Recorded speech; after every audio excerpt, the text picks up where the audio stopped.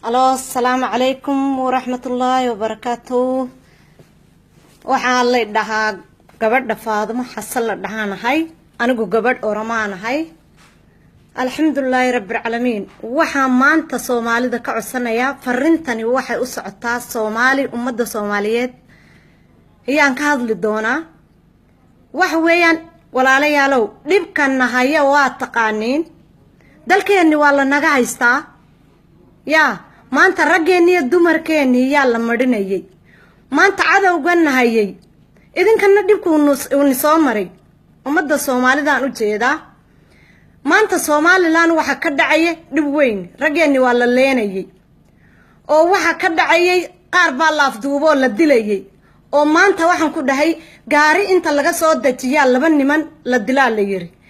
anigu video inaan Facebook ku duubo ma rabin laakiin xanuun iyo ay keenay xanuun maad garanaysaa aan adkeysan kari waayay ayaan u soo galay inaan video duubo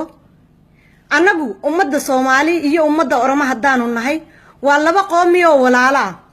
dad cadawgu maanta na dhax yimiday cadawku isku dirayay ma nihin ma ifaantayn anigu Somaliland waan joogi jiray waan aqaanaa 12 sanaan dagana xisbiga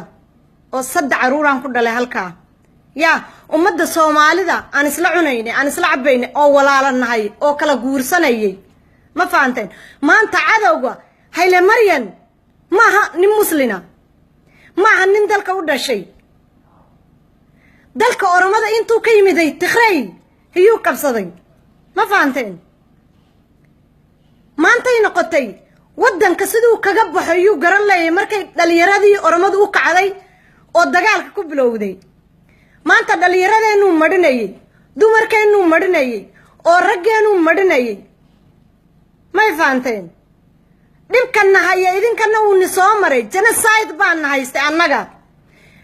gabadh yar oo 15 jir oo 12 jir biyo inta la karkariyo lagu shubayay oo raggeenu waxaan ku yiri si aan laga rabin la sameeyay ma faanteen waxa soo dhanaan adkeysanayna laakiin maanta waan adkeysan kari weynay ummadda Soomaaliyeed xuquuqda hal kala ilaaliyo annagu kala guuri ma hayno dhulkeeni guuri ma hayso dhulka Oromadu guuri ma hayso insha Allah biisnillaahi khariim dad muslimiin oo isku af ku sheekeynayaan nahay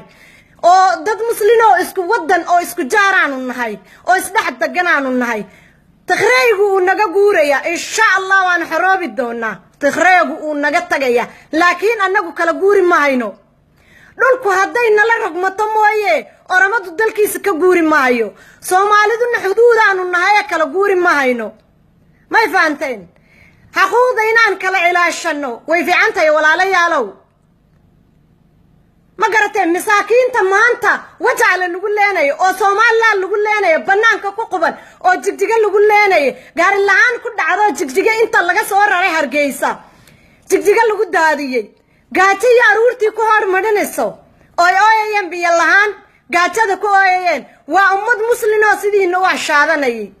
genocide bay ka soo baxsadeen oo dalkiina soo galeen markaas aad idinkuna soo rarteen oo cadawga aad ku soo celinayseen ما يفهمتي واسدا نينكا عبد خرين او قلب دغا لا ديبو كلي عدوغ سوماليدو انغو عدو بينو تاي عدوغ اورمادو idinku عدو بيني تاي ما يفهمتين ما hadadkani dadna dhax joogayo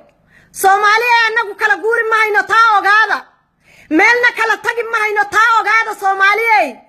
anagu ma hadaanu nahay dad Oromada hadii aad maanta idinku soo baxdiin oo dalkeena soo gashiin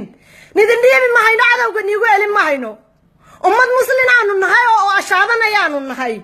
ma faanteen Soomaali Maxamed ay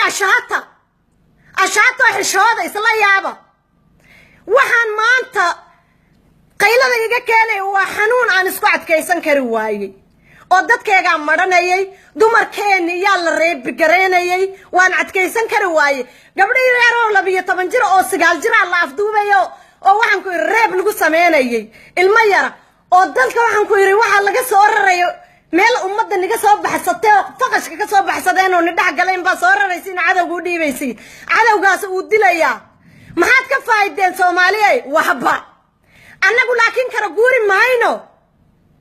dalkeeni guuri maayo Tigraygu naga guuraya ninkani nin ashaadanaya maaha hayle marya nin ashaadanaya maaha